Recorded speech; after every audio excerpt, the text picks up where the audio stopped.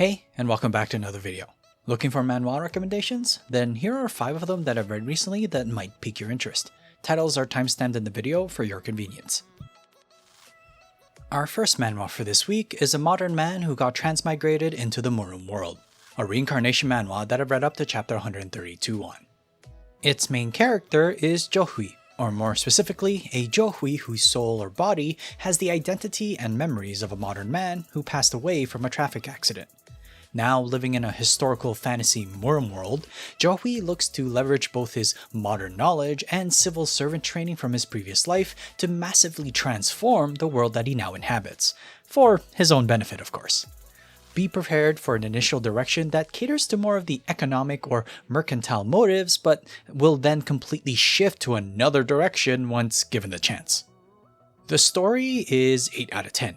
Due to this almost abrupt shift in focus and direction, some readers may find themselves a little stunned or taken aback after a certain point in the story.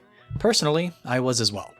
What I considered as potentially interesting take on the Murim world got suddenly taken over by a completely different genre instead. Nothing inherently wrong with it, but just had to rewire my expectations. The characters are 6 out of 10. It's a little rough, but the main character himself is not very likable in my opinion.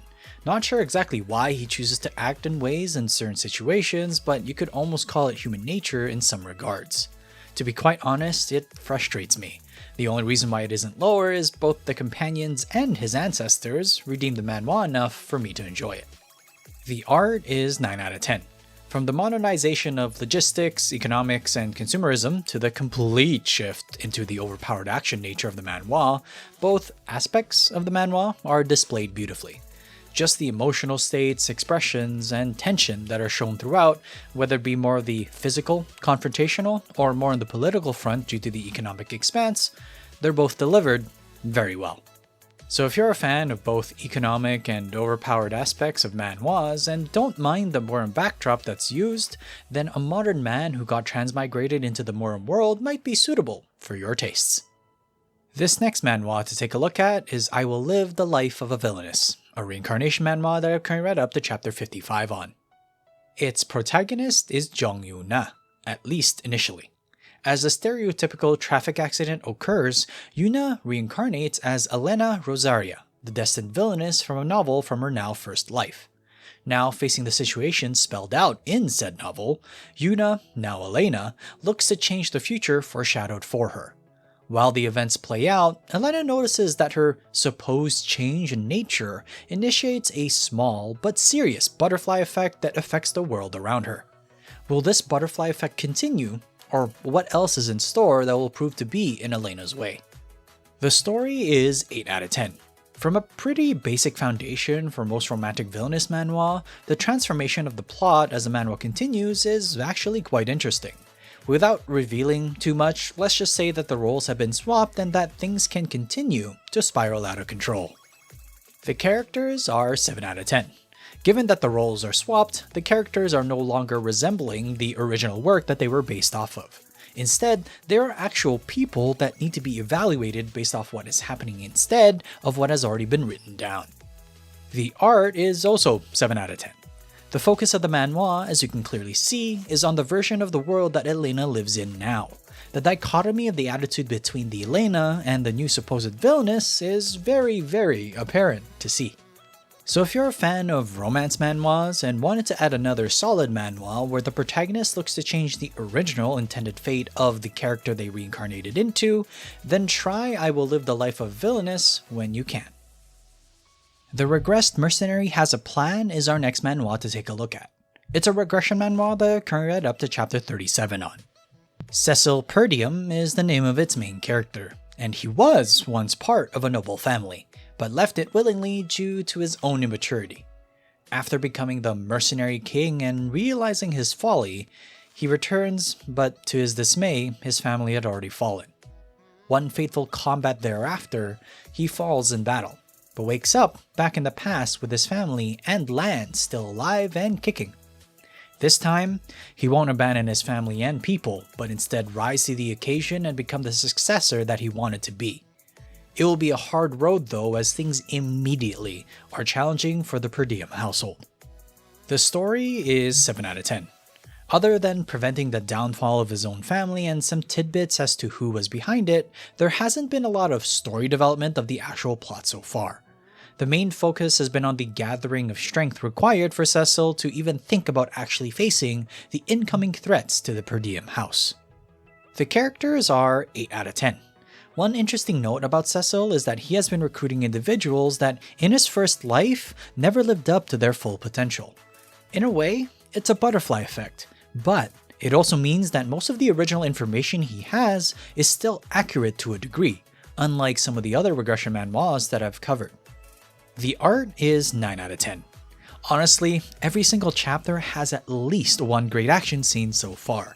Due to the pace of the story and the events transpiring in its early chapters, it's able to capitalize and show its stuff, and to its credit, each one is very well put together. The great note is that it's not just Cecil who gets the spotlight in the action sequences either. So if you're a fan of regression action manhwas similar to A Flame Reborn from my previous videos, then the Regressed Mercenary Has a Plan would definitely suit your tastes.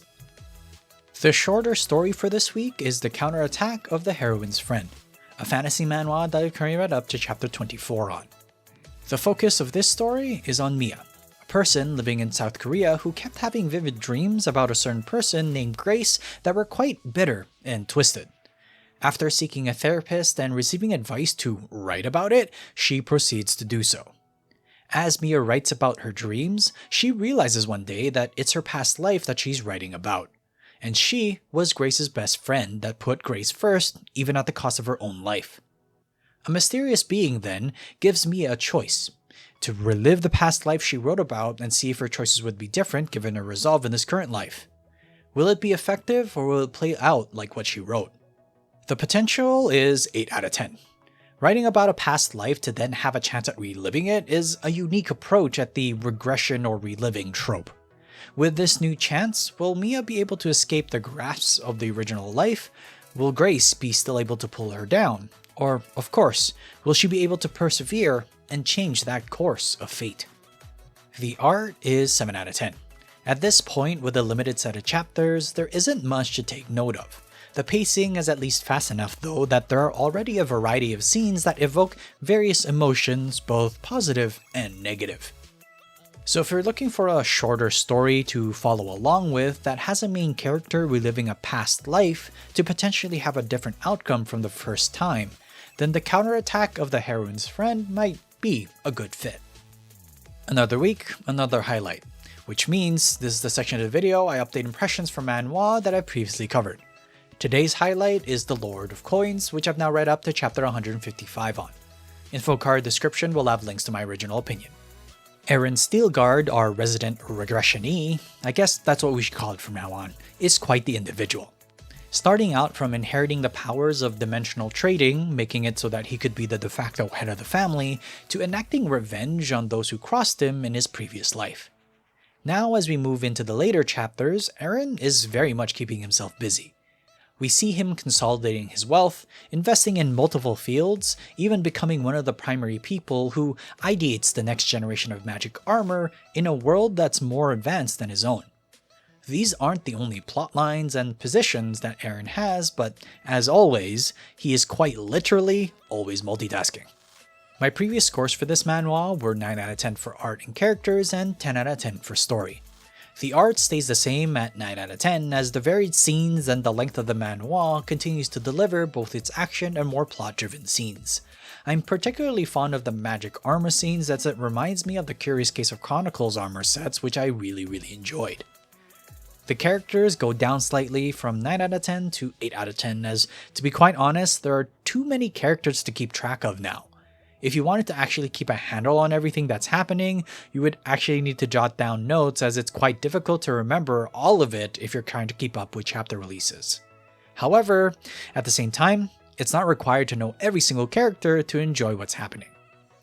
The story, though, does stay the same at 10 out of 10, as the multiple storylines, various positions, and efforts that Aaron is putting himself through can be viewed as confusing, but it isn't necessary to fully enjoy the manhwa. Going through the moment by moment through his eyes is enough to understand the current situation, as it's able to tell what's going on in the moment very well. I very much enjoyed my continued following of the Lord of Coins. It's truly a manhwa to read for those that enjoy action regression manhwas and that are interested in how all manner of worlds could potentially interact with each other. Would you agree, or would you not? Comment down below your thoughts on the Lord of Coins. And that wraps up this week's episode. Please like and subscribe if you enjoy the content, as it really does help out a lot, and write in the comment section down below what manhwa you've been reading and I might just take a look. Till next time though, have a good read.